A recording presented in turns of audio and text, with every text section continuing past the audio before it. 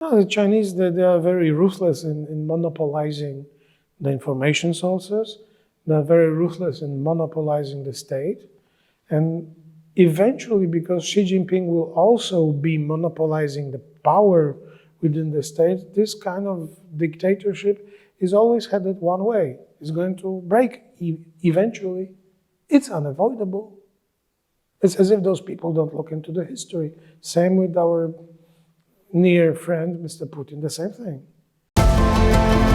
This is Common Sense Generation. Common Sense Generation.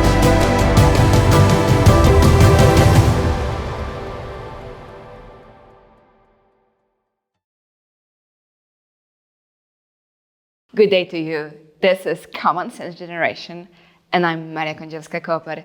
With me is Olgierd Uziembło, sinologist and an expert in endangered alphabets.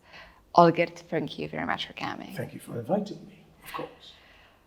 You are a unique person with your huge knowledge of the East and Asia and China, with you speaking Mandarin, some Cantonese, Russian, English, Polish. You just only don't speak German. That's a historic problem.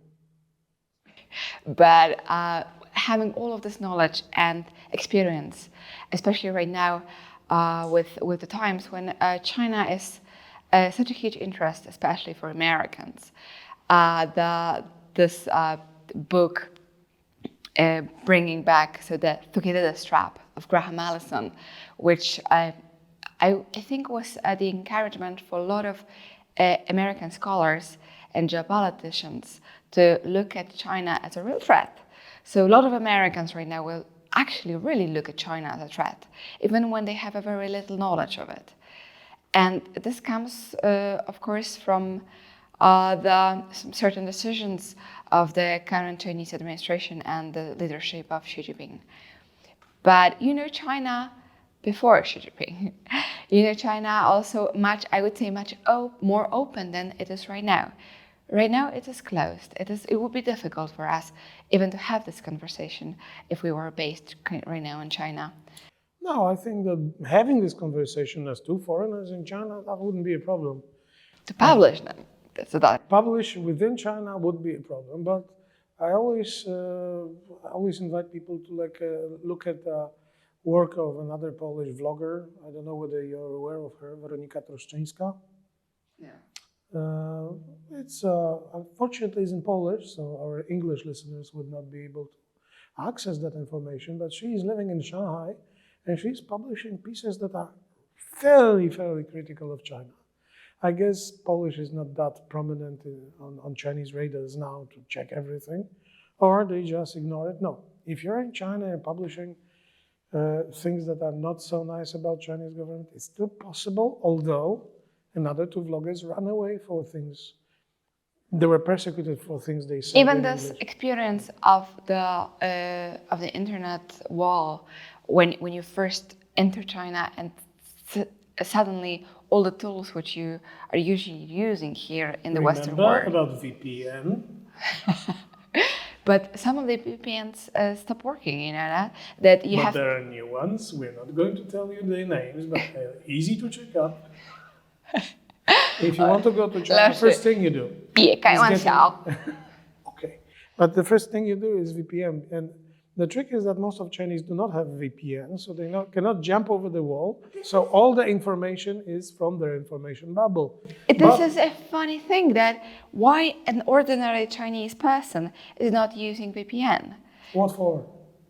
You're right. They don't live in this internet. They don't live in the other bubble of. What for? Everything they need, all the information on China, all the information, all the things they buy, because it's a very consumer-based culture now. Billion people, literally billion people, live on Chinese internet within the boundaries. Agreed on this. Is it right that right now Chinese people are in love with money? Now? Always? They will always be in love with money? You can take a look at the Chinese grave culture. You've got money trees. Yes. With coins from before our era. recorded in the graves and in the archaeology. They were using money trees, so the money were very important even in their afterlife, not only their life. Therefore, they have a sacrificial value. They were sacrosanct. And also this burning paper, burning fake money. Paper money is much more later. Of course, Chinese were the ones that invented paper money historically, but during the Song Dynasty. But money, coins, gold, it's always silver in China, silver bullion, always a very important part of the culture. Always. This is a important thing to notice because I think they are very much eager to give up a lot of their other freedoms in favor of the value of money and prosperity and some sort of stability. Because right now, when you even watch popular Chinese films or sitcoms, then a perfect Chinese man, this handsome one, this sexy one, is not James Bond. He doesn't have to be extremely courageous, drinking strong alcohol and not getting drunk and wearing and fighting. A good, sexy Chinese man in modern dramas is a businessman. He owns a company. Always. He owns a company. He can afford hiring all these people who do those things for them. Yes. Obviously so. And in Chinese tradition, money is very important, even though they would say a lot of things about Confucian values, about how good people should serve the country and so on. A lot of people still consider money as the most important thing, but aren't we all like that? I don't think so. Really? To a certain level, the true Christianity changes this approach in the core. Yeah, I don't want to crush your heart, but sometimes, people are putting money on the tray in the church on Sunday just for show. And you know what? And that is the places that the people do it, is the post that the priest wants the most. Sorry. Difficult statement, but unfortunately might be true. But what I want to ask you about, another difficult one, is, are all Chinese people communists? Define communist. That's a trick. Yes. Because communist is a Marxist, then Chinese people are not. They barely read Marx. Yeah, barely. Yeah, most of them didn't read Marx at all. So how do you define communist? Are they perhaps Maoist? So Maoist is the true McCoy, the real communist. Then there are Xiists with the Xi Jinping's ideas. In China, it's called Mao Zedong Sixiang, Xi Jinping Sixiang, the thoughts and ideas of Xi Jinping. In a way, yes.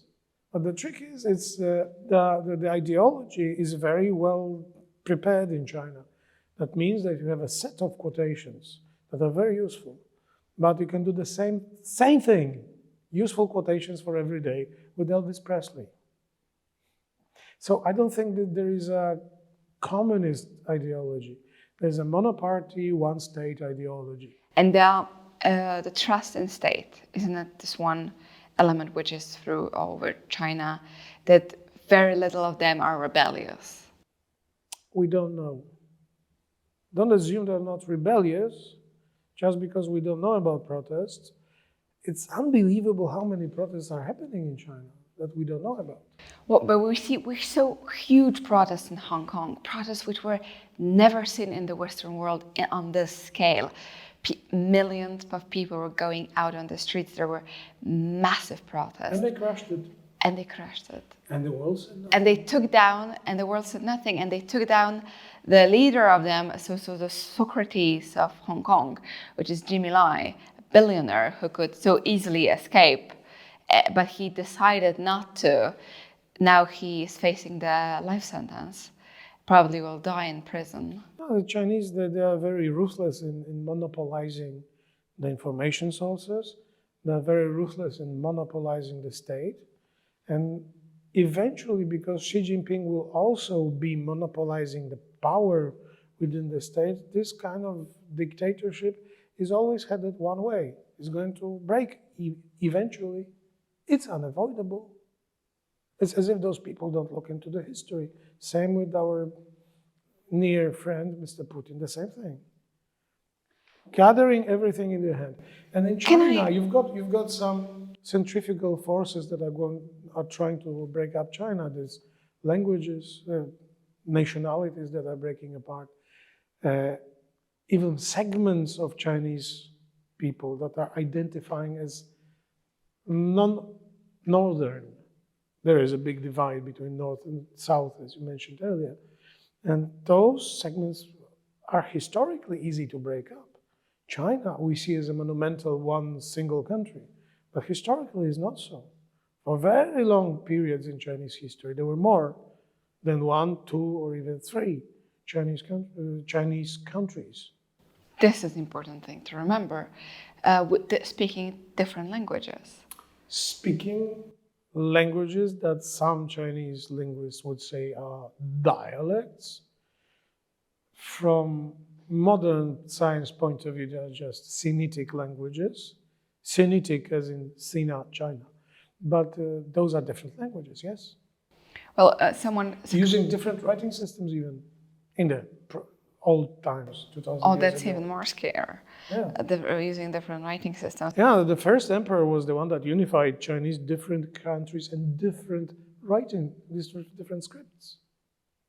This is a crazy thing. Already the main script, I mean the current and simplified characters are already so difficult. They cannot... From that point of view, what is used in Taiwan is a different script as what is used in mainland China.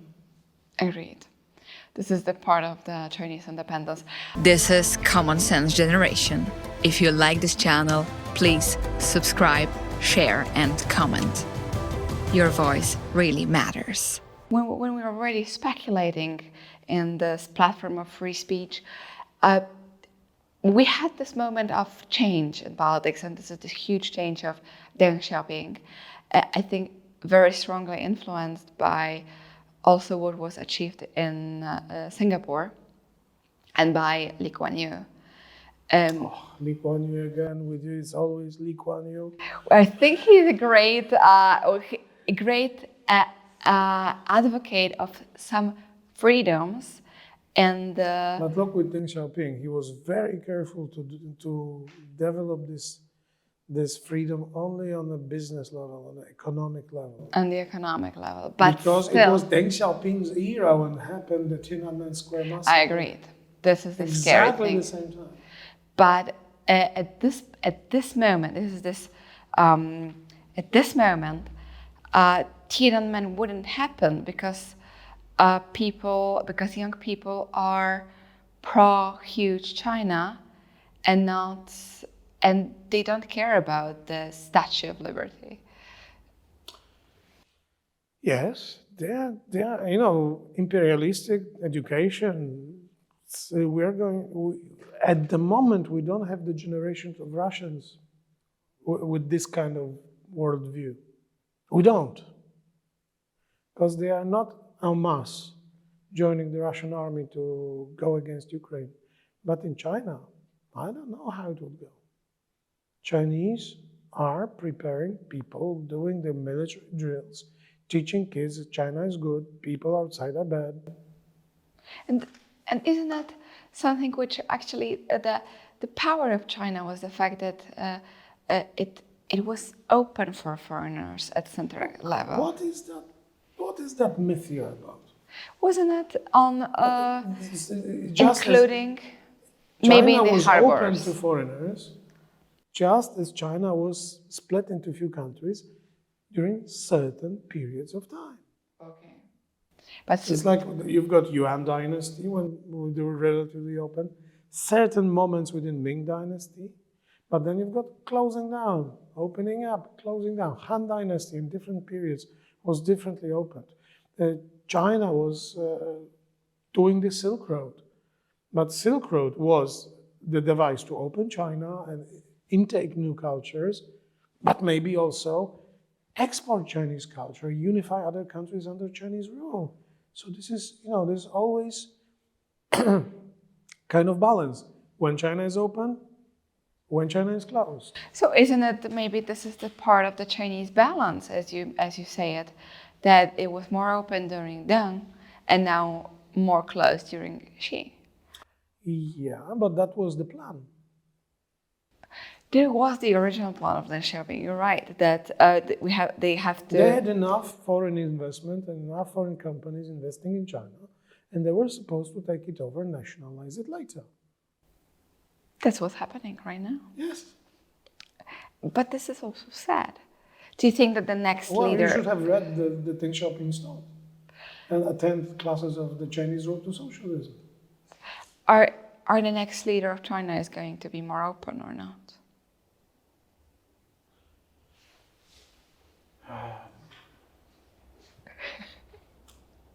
Sorry, that's That's a question to God. it's a question to God. But just maybe just Sorry to bother you, sir. just maybe as a contrast, or just maybe as a contrast to what's going on right now, because someone who is really interested and fascinated with the Chinese culture and everything what is beautiful and amazing about it, and very it in Taiwan. sophisticated. You'll find it in Taiwan, which If it survives.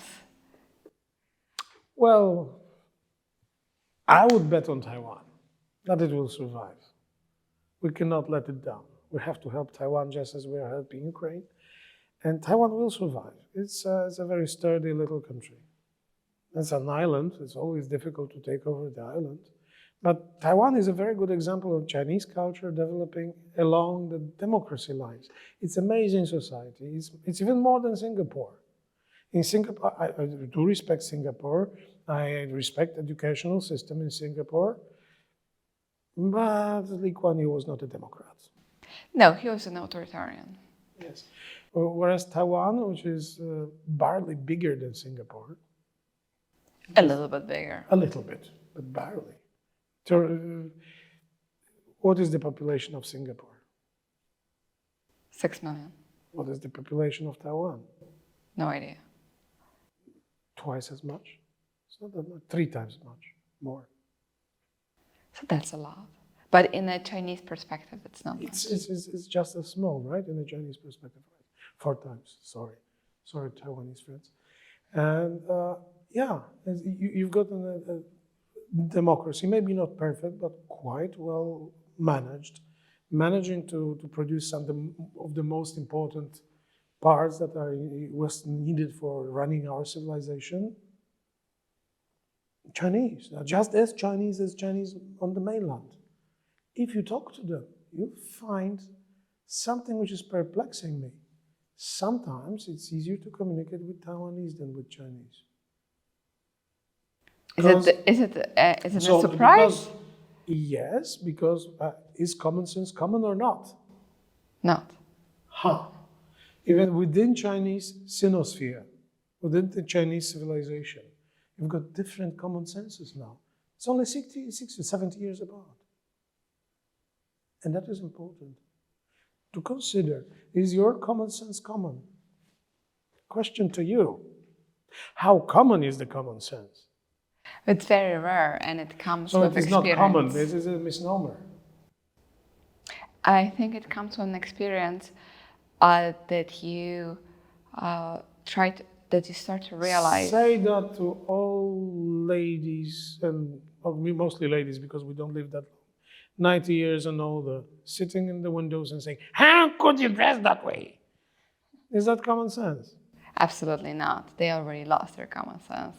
You see. But that's the experience too. Because but the other thing is actually what Jordan Peterson advocates is the fact that the sanity is something which we outsource.